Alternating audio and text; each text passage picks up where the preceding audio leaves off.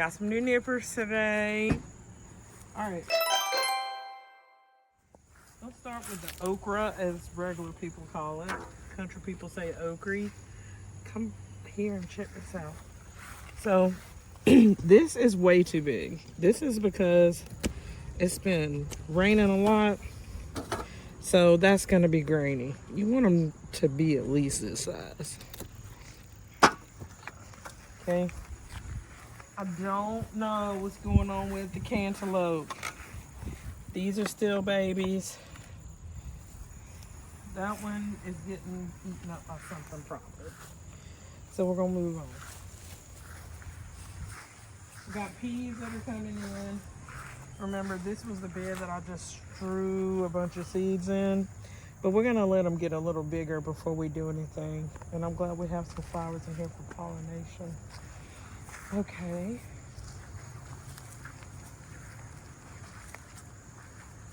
We got Curtis down here. New addition to the garden. I don't know what the corn's doing. I haven't seen not a one tassel on this corn. So I don't know. I don't know what it's doing. Here too. I don't know. So I see that, but I'm gonna let it pollinate. Hopefully it's doing what it needs to be doing. Okay. So a couple episodes ago, I did plant some things. We got this pea plant that's coming up right here. So that's good. And there's just one of my squash plants. And then there's one over here.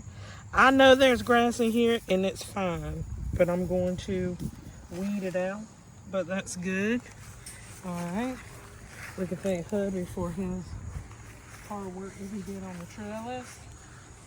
Here's another update on this side. People are like, oh, you can't grow in the grass. Yes, you can. Look at there, boom. And these are going to have to be thinned out. Whichever one is the strongest out of these three, the other one's getting nipped. Because I don't want to take nutrients away. Okay. This is a Seminole pumpkin. And look at the blossom end rot that we're getting. This is what blossom end rot looks like. Basically, the blossom end is rotted, and that means that your fruit is not going to develop. So we have that one, and we also have this one, which we're going to remove from the plant. We do have that one that's coming in that's doing pretty well, and I think that might be it for now. So I'm going to come in and fertilize this fella, but these are going to go away. Okay, and the flowers are gorgeous, by the by. Now, this is the beans. I did not plant these beans. These beans were some that got scattered from the bean plants whenever we had the hurricane. So we got sunflowers in here that are getting taken over by them. And they're there. And then we got bugs that are living in here now, because a lot of this stuff's got to be pulled up. But they are clearly vining. Okay. I know that there was some bitter gourd in here. There was some other tomatoes. So we will try to come around. My cameraman doesn't have on pants. He's got on shorts, so be careful. That's why I had to have on pants. I know. That's why I said what I said. So we got a lot of tomatoes. I left a can over there, but that's okay.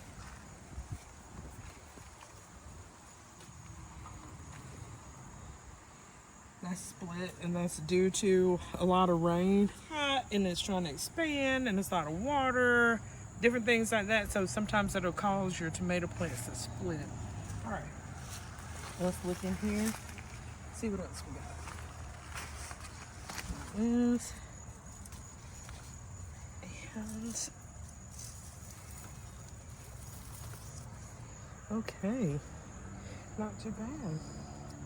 All right, let me find my little container that I left somewhere. Thank you. I mean, we are getting overran by beans. I'm gonna have to cut out this cucumber. Now, the reason I don't want to is because we got ladybugs in here and they're living in it. And we need ladybugs in the garden. And a cup holder that's living in it. We need ladybugs in the garden because the ladybugs eat the aphids. This, I was hiding from direct sunlight. This is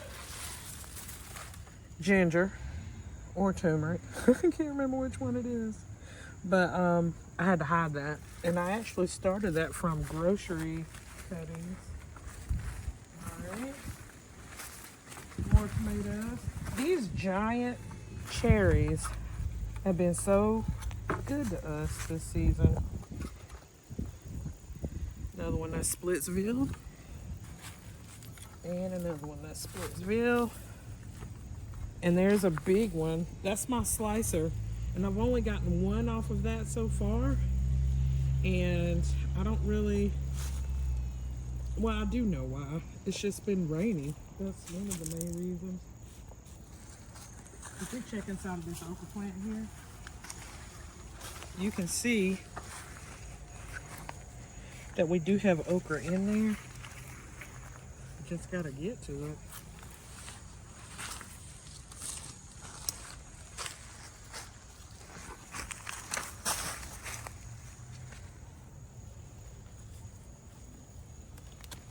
And then there's another one in there that's growing. And this is my bitter gourd here.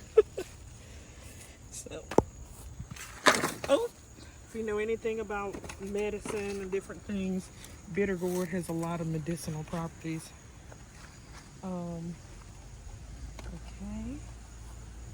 And it looks like this. That's the vine of it. This is the time of the year where the garden is overgrown, lots of rain, lots of sun, and it's actually good for the soil, so it's a good thing. And then again, this cantaloupe patch, I don't know what's going to come of that. We'll see if we can get one. So we got one that started there and then another one, and I'm going to have to sacrifice probably the yellow one because it already looks like something's grabbed it. Try to take a bite out of it. Look at there. It's been scratched by something. I don't have a fence, so that's just the nature of the beast. So, but then, I mean, you just have to pick and choose your battles in the garden. And if you can see, another reason this is really good is down in here, if you can see, that's where I have my compost bin down in there. Behind the marigolds and the mint that's going out of control. I'm gonna clip some of that mint too.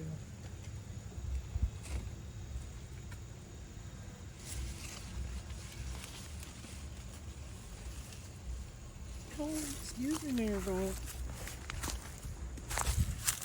I said in a previous video that this mint was gonna take over, but yeah, that compost, I just put kitchen scraps in there. I put some holes in it and made it happen. So I'm gonna see if I can find a marigold to show you what it looks like. This is the very first time that I've used this bed. So this was pre-trellis. So, and I don't want to get rid of a lot of these beans because they put more nitrogen in the soil. Here's a bit of gourd. There's one right there. Okay. So, this is the garden right now. Oh, that's pretty. And we're just gonna keep going from there. See y'all next time.